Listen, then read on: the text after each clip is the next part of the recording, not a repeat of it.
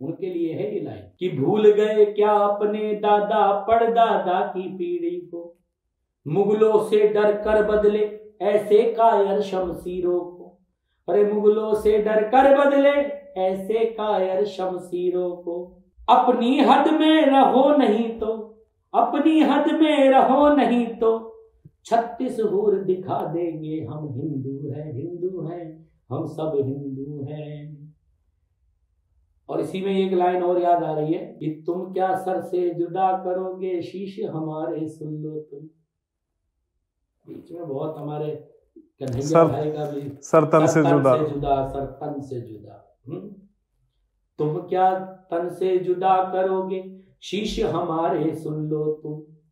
शीश के दानी के चेले हैं हम, ध्यान लगा के सुन लो तुम। शीश के दानी के चेले हैं, ये ध्यान लगा कर सुन लो तुम।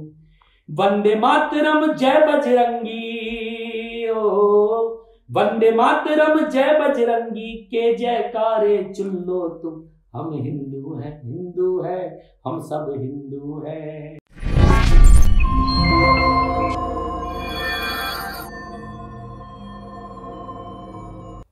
अभी मेरी कल ही एक थे, उनसे बात चल रही थी, पुलिस में रिटायर्ड पुलिस से थे वो, उनसे कल बात चल रही थी एक शादी समारोह में। तो उन्होंने एक बहुत अच्छी बात बताई, मैं उनका कैमरे पर नाम नहीं लेना चाहूँगा, बुजुर्ग हैं। उन्होंने एक बहुत अच्छी बात बताई कि बेटा मेरी ड्यूटी थी अजमेर दरगाह शरीफ, मैंने 1 साल वहाँ ड्यूटी करी। जब 1 साल वहाँ रहते हैं तो सारा कुछ पता चल जाता है।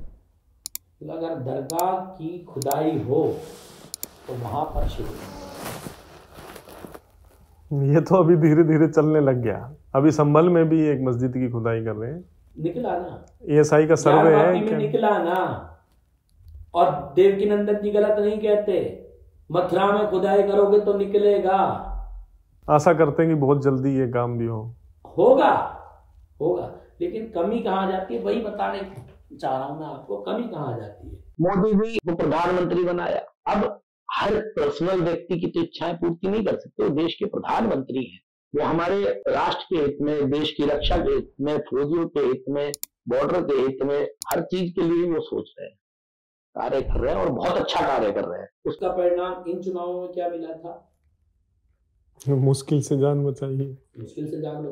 उनकी कमी थी, हमारे हिंदुओं की कमी थी, क्योंकि उनकी महत्वाकांक्षाएं पूरी नहीं हो पा रही। महत्वाकांक्षाएं पूरी करने के चक्कर में अपने बच्चों का गला मत घोटो। मेरे पास कोई रोजगार नहीं है, रोजगार के लिए रोकते हैं। मैं खुद कह रहा हूँ, ऑन कैमरा कह रहा हूँ कि मेरे पास कोई रोजगार नहीं है। मुझे जानने वाले सब जानते हैं, मेरे पास कोई, ना तो मेरा बिजनेस है, ना मैं कहीं नौकरी करता हूँ, ना कोई छोटी मोटी दुकान है। लेकिन फिर भी यही रहता है कि अपना धर्म बचा रहे हैं। उसके लिए आप निरंतर रात दिन देश विदेश में घूमते हैं। एक बहुत अच्छी बात कही, मेरे साथी है कन्हैया मित्तर, बीच में उन्होंने गड़बड़ी कर दी थी, जब नाराज मैं उनसे भी हुआ था और सभी लोग आपने पोस्ट भी डाली थी उनके खिलाफ। क्योंकि देखो, हमारा भाई कुछ गलत करेगा तो उसकी गलती को विरोध करना जरूरी है, हमारा फर्ज बनता है।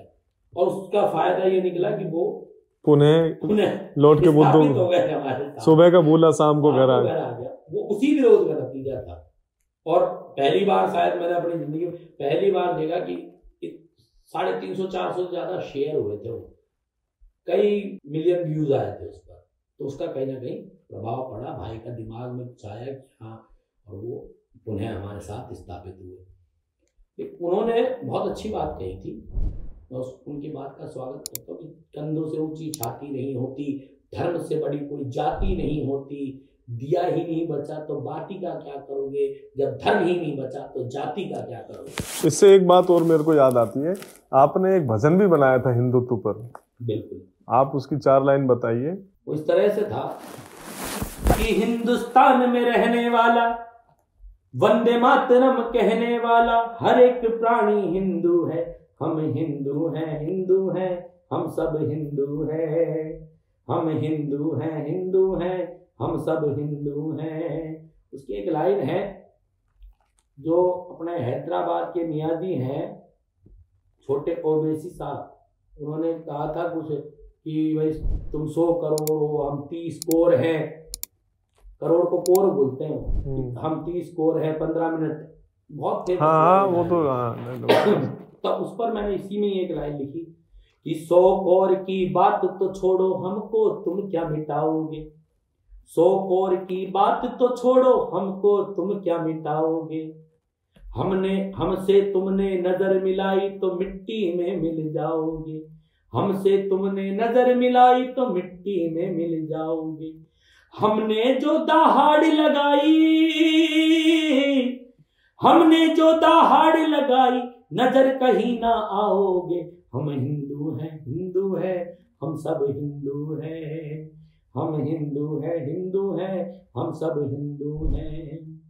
और एक बड़ी प्यारी लाइन और इसमें मैंने लिखी थी, याद नहीं आ रही, वो बड़ी प्यारी लाइन थी, ये जो तलवार और सलवार वाली जो बात कही मैंने उसके ऊपर लाइन थी, वो आपको मैं अभी इंटरव्यू के दरमियान सुनाऊंगा, वही लाइन भी। आप में ये सनातन धर्म की जो भावना है वो कैसे जागृत हुई और आप इसको भजनों के माध्यम से लोगों को जागृत करते हैं? हम शुरू से ही जब हम छोटे थे तब से हमारे पिताजी रामलीला में जाया करते, और मैंने 6 साल तक लक्ष्मण के पाठ कर करके अंदर से वही लक्ष्मण जैसी बिल्कुल, क्योंकि कहते हैं ना किसी चीज में आप ज्यादा रमते चले जाते हो तो वही सारी थिंकिंग आपके अंदर आने लग जाती है। 7 साल लक्ष्मण के पाठ करने के बाद शरीर भी वैसा ही हो गया था, वही गुस्से, तो कोई भी चीज गलत देखते थे तो गुस्सा आता था।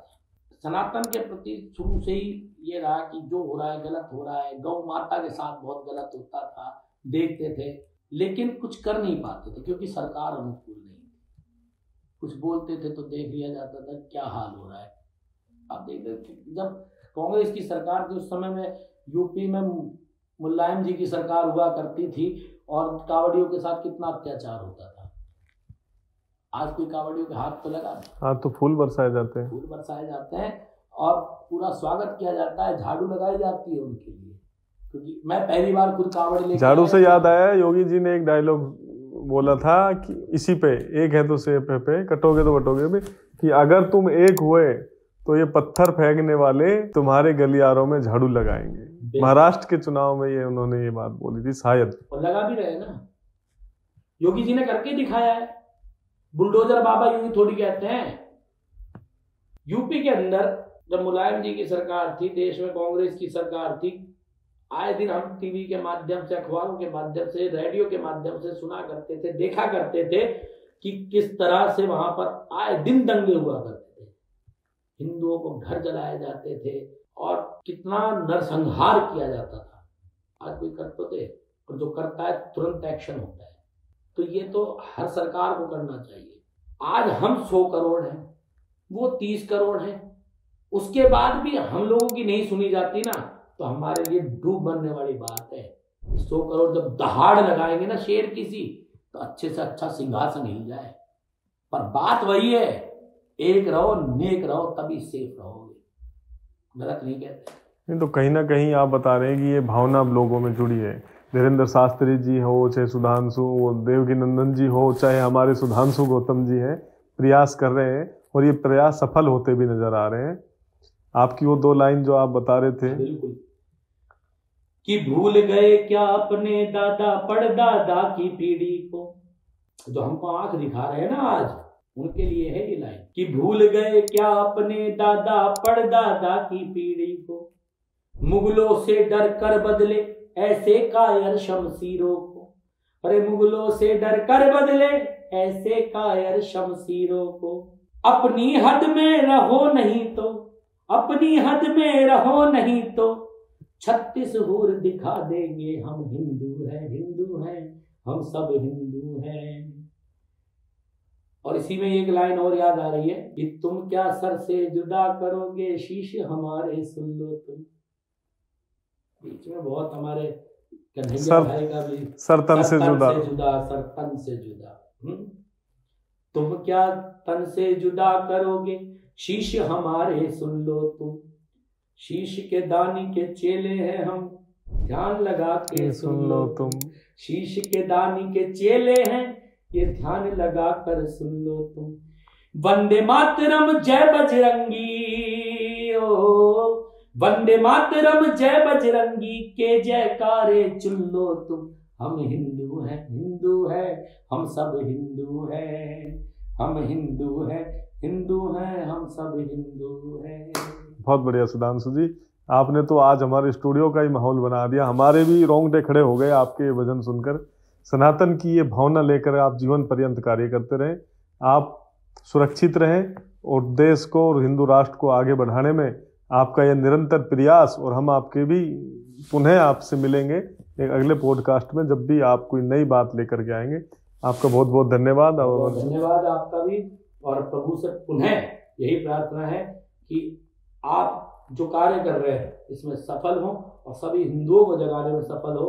एक बार फिर जाते जाते एक बात फिर दोहराऊंगा मैं योगी जी की, कि फिर से सुन लो, कान खोल के सुन लो, बटोगे तो कटोगे, एक रहोगे, नेक रहोगे तो सेफ रहोगे। जय श्री राम।